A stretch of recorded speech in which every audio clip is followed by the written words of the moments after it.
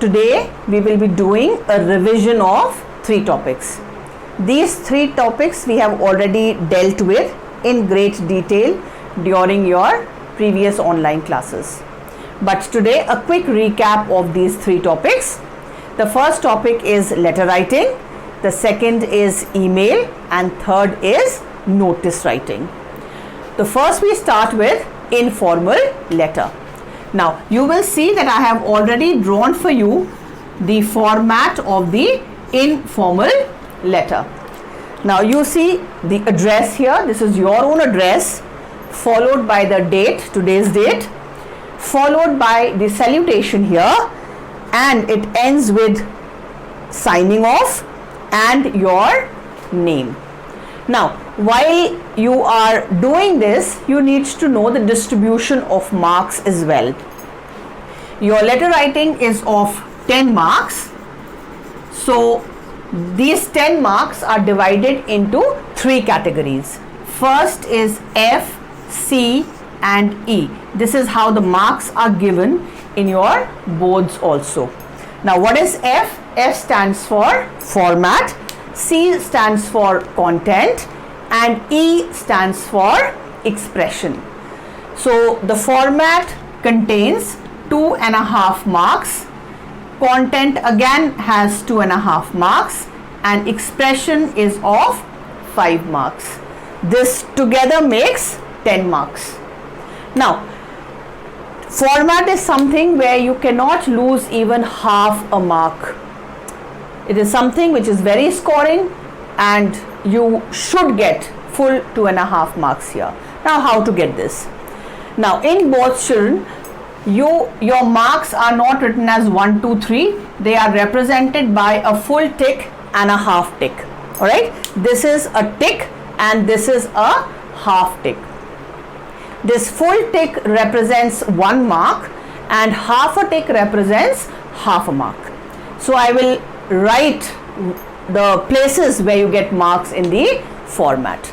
This is your own address. This contains half a mark, which I represent using a half tick.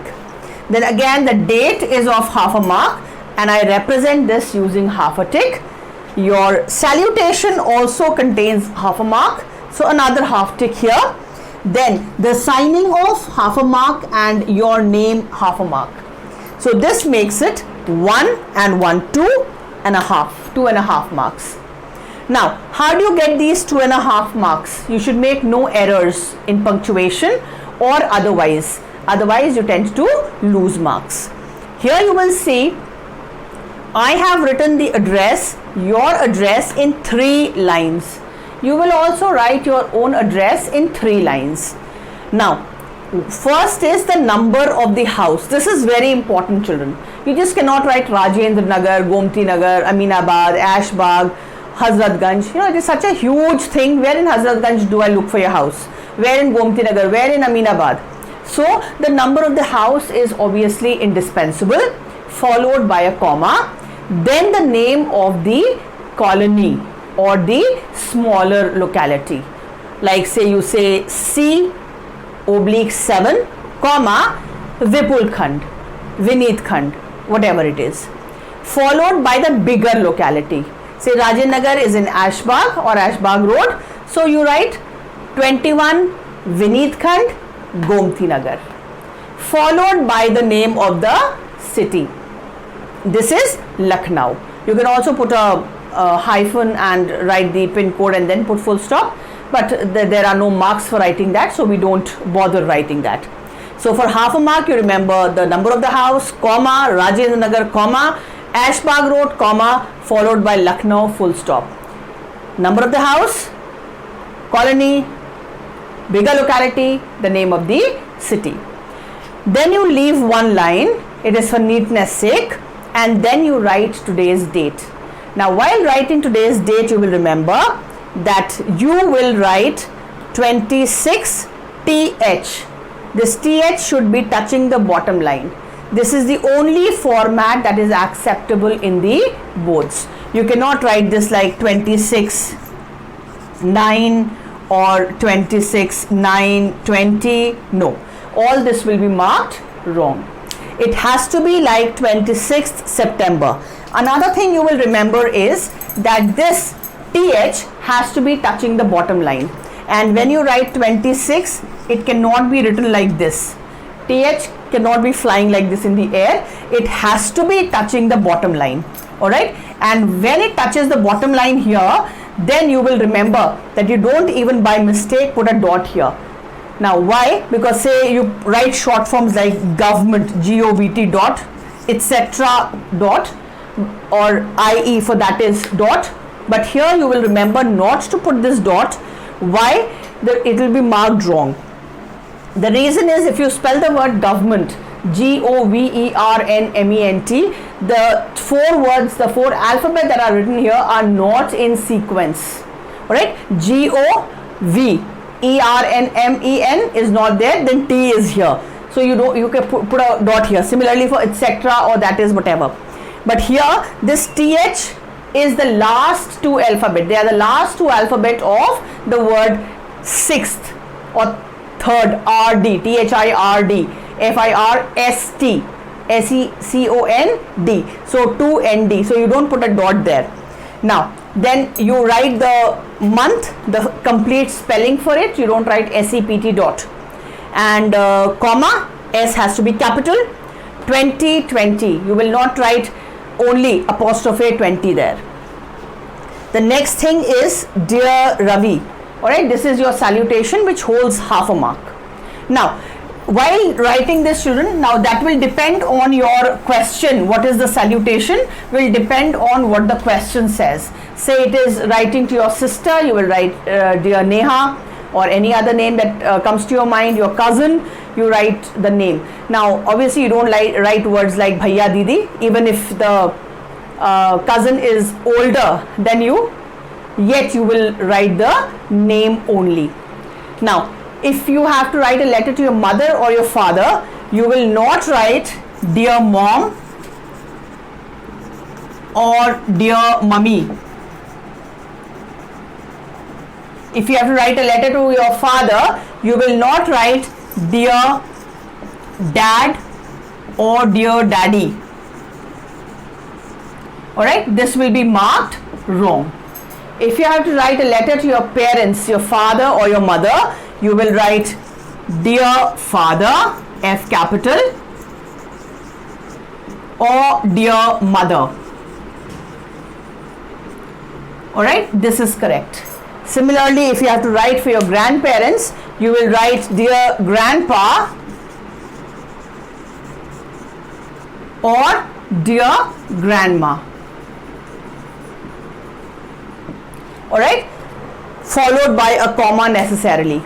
Now, after you have written this much, children, your paragraph will begin.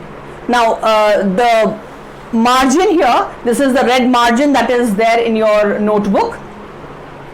Touching this red margin, this D of dear should be written. Alright, there should be no space. And another thing, children, you will notice I have drawn a straight line here. This straight line is drawn for a purpose. Your every first alphabet or letter or numeral you see is touching this line. You need not erase this after writing it.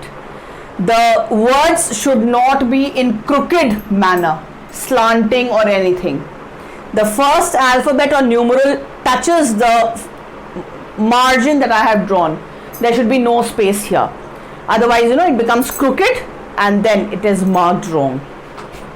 Now, this is the red margin and D is touching the red margin. You write Dear Ravi or whatever it is. Now, since it is written on the board, it appears to be a broad space of almost, more than 7-8 centimeters or 10 centimeters. But after you write it on your notebook, this will almost come to 2.5 finger space from the red margin. Alright, measure it like this. Put your 2 fingers here on the red margin and about 2.5 finger space is where your paragraph begins. Alright, it will be coming somewhere around your comma here. Alright, so now you begin your paragraph from here. What I have written here is the topical sentence. Now, children, I have already discussed the format here. Now I move to the content. Alright, now I move to the first let's come to the expression part. Alright, now expression holds 5 marks, children, as I told you already. Now the marks for topical sentence and closing sentence are not given separately, but they are included here in the topic in the expression part. Alright, so your letter writing should necessarily begin with a topical sentence and end with a closing sentence. Now as the word topical suggests, obviously it is pertaining to the topic. That means even if I do not have the question paper and I have to check your script, I should be able to know exactly what the question was reading your first line. I repeat that again. Alright, I repeat it. When you are writing your topical sentence, it should be so clear that even if the examiner does not have the question paper, he or she should be able to guess what the question was reading your topical sentence. Now, what is this topical sentence? Obviously is topic plus mood makes your topical sentence. So the examiner should exactly know what the topic was reading your topical sentence. Like say if I give you a topic, write a letter to your friend who has just lost his grandmother, console him. So now your first letter, now if you're consoling somebody, obviously it is sad, so mood becomes sad and the topic is the demise of the grandmother. So if you write something like, it is with deep sense of regret that if you have to inform, it is with deep sense of regret that I inform you about the demise of my grandmother. So deep sense of regret becomes the mood and information is the demise of my grandmother. And if say you have come to know of this from a friend, you write something like, it was a great shock to know about the demise of your grandmother. Alright, so both topic and the mood is clear. Say your friend has done very well in the examination. Alright, so I wish to congratulate you. So congratulate becomes the mood and the topic is, I wish to congratulate you on your success in the ICSE examination. Alright, or with deep sense of joy, I wish to inform you about my success at the whatever examination the name is, you write. Alright, so topic plus mood is clear. Now then you children must remember, how do you make paragraphs? Now your paragraph begins around 2.5 finger space from the margin. Say it is here. So the next consecutive paragraph will begin immediately under it and the next one will begin immediately under this. So even if you write your paragraph and it ends here, the next paragraph will not start from here. It has to start exactly under the place where the first paragraph began. You can leave one line for the sake of neatness, that is okay. And similarly the third sentence will begin exactly at that same place. This is one thing you will remember even for your composition. Wherever you begin your first paragraph, pages may continue to turn or change, but the paragraph will begin at the same place every time. Now the closing sentence again is the reinforcement of the topic, and then you give us polite signing off. Like it begins with, convey my regards to. Alright, convey my regards to dash dash and love to dash. Please remember this word convey. Many of you write give. Now give is something which can be given physically. Alright, like say I give this pen to you. Alright, so give is something you can physically hand over. Now wish is not something you will not say, take this wish has been sent, or this greetings have been sent by my friend. You are conveying a message that my friend has remembered you in his letter. Alright, so this word convey, you are just conveying a message written in the letter. So you will not use the word give. If you write give my regards, this will be marked wrong. So you write convey my regards to, say, uncle and aunt, and love to, you can write any one name. Alright, so this brings us to the expression. Half mark for closing and opening sentence.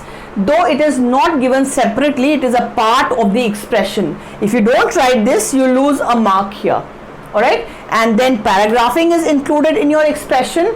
And a very important point, children, if you do not write your content well, then obviously you do not get marks in the expression. You may have attempted the letter, yet it is possible that you get an absolute 0 in the expression if your content is not according to the topic. If you digress in the content, then expression becomes 0. Right? You cannot get marks for expression when you have written in a way nothing.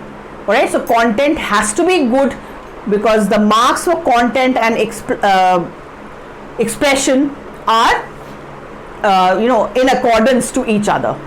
So now we come to the next thing, that is content.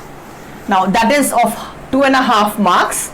So you will remember, while writing the content, all who, what, why, you have the 6 questions that are there: who, what, why, where, which, all that should be answered.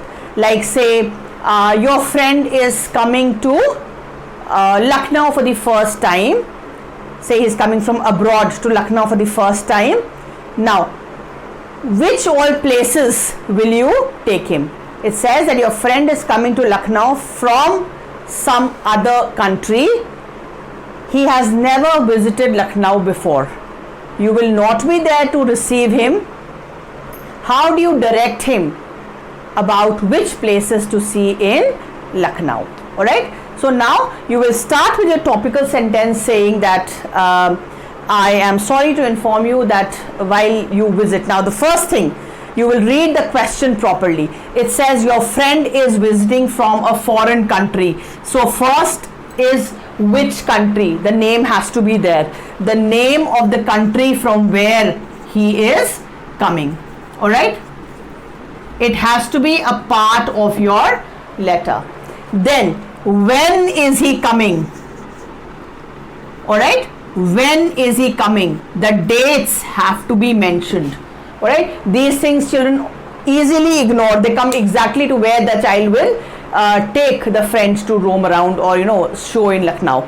So from where is he coming? Alright, I am happy to know that you are coming from the name of the country to visit Lucknow during your summer vacations, and also mention the dates from where to when the friend is coming.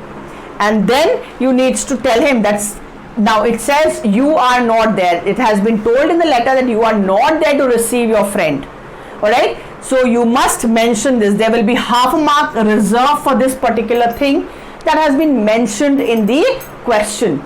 I am sorry to inform you that I will not be there to receive you at the station because I will be away to attend a friend's wedding in Delhi, or I will be away to give some examination, whatever it can be. You give the reason.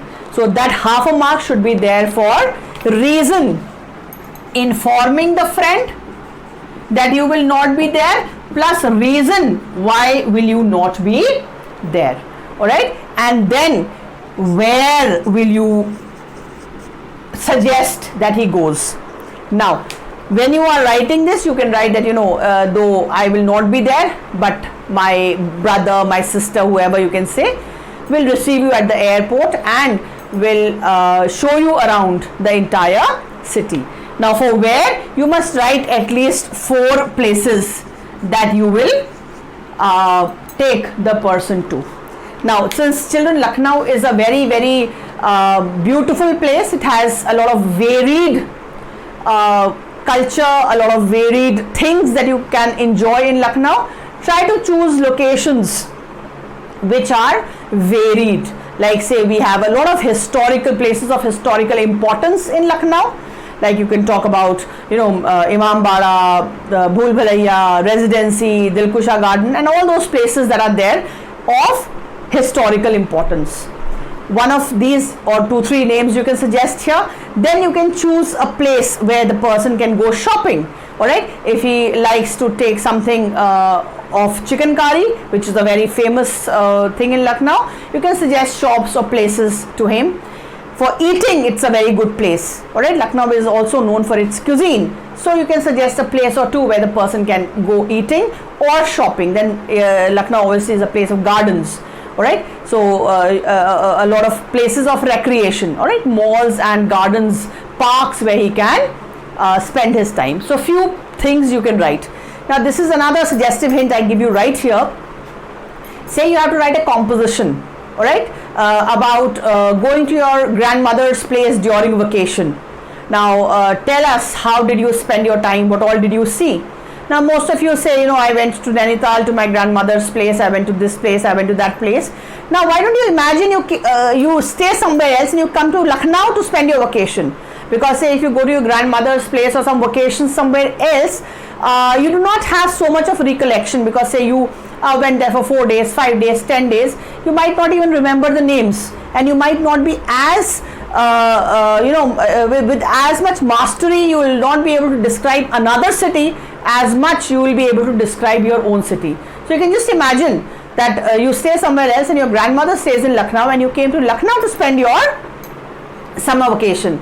So then you can talk about the entire place, the cuisine and all that I discussed here. You will have a lot to write, and Lucknow is a place which has such a lot of varied culture. We have such a lot of varied cuisine, so many things for eating, for chicken curry, for places to move around, recreation. So you can describe, and you have a lot of content also. So this brings us to content and expression. With that, we come to the end of informal letter. In the next video, we will continue with the formal letter.